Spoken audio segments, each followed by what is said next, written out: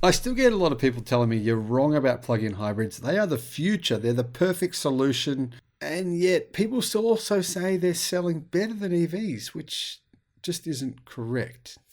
Well, now Kia has chimed in on this debate. And they had a very interesting response to the question about whether or not plug-in hybrids were in fact going to be a part of the world's automotive future. I'm a little bit surprised by what they said. Now, at the same time, we now have sales for Europe. And in Europe, an interesting thing is happening to plug-in hybrids. Hello, my friends. Welcome to the channel. It's great to see you. Thank you for tuning in. My name's Sam Evans. I'm the Electric Viking. Welcome to the new subscribers. Great to have you. Welcome back, everyone else. Kia has just admitted that plug-in hybrids are a dead end. That's what they said, a dead end. But they won't abandon them yet. Kia executives have admitted that plug-in hybrids are a dead-end technology, but they're not going to abandon them because, they want to sell cars now, which I get that. And hey, plug-in hybrids are, if you use them as an EV, they're actually pretty good, but unfortunately most people don't, evidence shows. Kia Australia Chief Executive Officer Darren Meredith said this to the media last week. He pointed to the fact that fewer than 800 plug-in hybrids were sold in Australia during May, compared to 8,100 electric cars. So 800 plug-in hybrids are sold, 8,100 electric cars are sold in the country in the world with the most vast distances. We are the country in the world with the most vast distances between cities.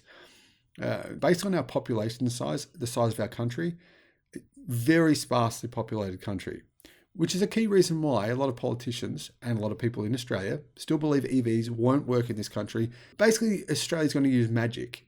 We're going to use magic as a country. People genuinely believe this. I mean, many people, intelligent people, or people who think they're intelligent, people in the media genuinely believe that EVs just won't work in Australia and that we'll create our own economy somehow. Some automotive companies are just going to keep supplying us with gasoline-powered cars in 2050, even though no one's going to be making them then. They're going to go out of their way to continue making them for Australia, but no one else. We're going to be the special ones here in Australia. That's really what people think. I'm actually very surprised by this. Now, okay, maybe in 2035 that could be possible. 2050? As you can see, EV sales have more than doubled in Australia this year versus last year. Plug-in hybrid sales have gone where? Down. What about in Europe? I mean, you would think in Europe, surely people would embrace plug-in hybrids, but actually they're doing the opposite. EV sales increased by 13% year over year in the month of April in Europe. However, plug-in hybrid sales were down by 4% to make an 8% market share. However, EV sales have hit nearly 14% market share. And as you can see, they're growing.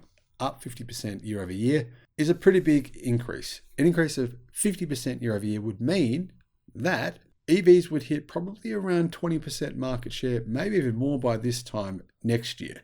Now, some analysts in Europe believe that EVs will have over 50% market share in 2025.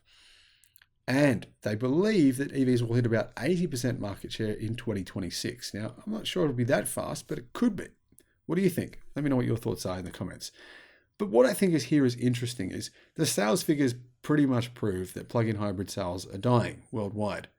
They're declining worldwide.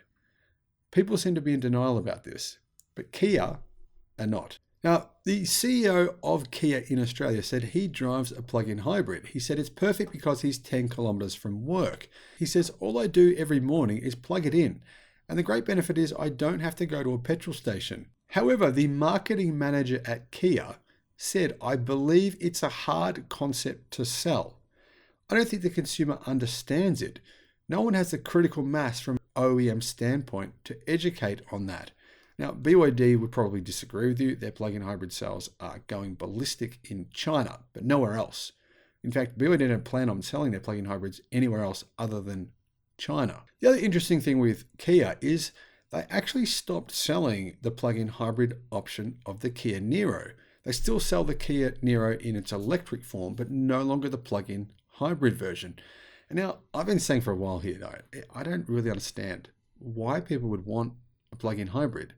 Now, the principle I understand. People believe it'll give them unlimited range. and enable them to have a vehicle that'll just magically charge itself and continue going forever, right? It doesn't work that way, of course, in the real world. In the real world, what happens is you have this battery pack. You think this is great, and you have 50 kilometers of range, or maybe even 100 if you buy a really good plug-in hybrid or an expensive plug-in hybrid. You drive your 100 kilometers, and then you're driving just using a gasoline engine or petrol engine, and all of a sudden your efficiency plummets, right? You think the manufacturer tells you your vehicle uses only 1 liter of fuel for every 100 kilometers traveled, or every 60 miles traveled, you only use about 1 liter. So that's about a quarter of a gallon, right? Sounds amazing. The thing is, all those numbers are completely fake, because if you drive a long distance, say you drive not even a long distance, even a moderate distance, as soon as that battery stops working, the average plug-in hybrid's battery only lasts for around 50 kilometers of travel. In fact, a lot less than that. Some new Mercedes EVs have around 10 kilometers on their batteries alone. But anyway, let's go with the average, 50 kilometers. After your 50 kilometers is up, you're simply lugging around an alternative powertrain. You're lugging around your battery and the motors for your battery. And all of a sudden, you actually have a really heavy gasoline-powered vehicle. Now, if most people actually use them as intended, I agree that would make sense if people just plug them in every night. But unfortunately, the studies show that people don't do this. They usually buy them. In fact, they're usually bought under a business lease. And people realize that if they plug them in at home, they have to pay for the power. But if they actually just fuel them at the gasoline station or the petrol station, they don't have to pay because they get given a card from their business to use them at the petrol station. And this is one of the big reasons why European countries have stopped giving incentives for them, because they're not used in the way that they should be. In addition to this, it's been proven that manufacturers have lied knowingly, constantly, about these so-called efficiency claims. This has been proven numerous times in Europe. In fact, in a recent study, it showed that the efficiency of plug-in hybrids is approximately 35% less than manufacturers claim. Thus, incentives finished, and all of a sudden, hybrid sales went down, down, down, down. So it's interesting here to hear what Kia has to say about plug-in hybrids. I don't think any other big manufacturer has made these kinds of comments. I'm sure Elon Musk at some point has made a comment about this. If he has, let me know what that was in the comments. Thank you for watching. Have a great day. Bye-bye.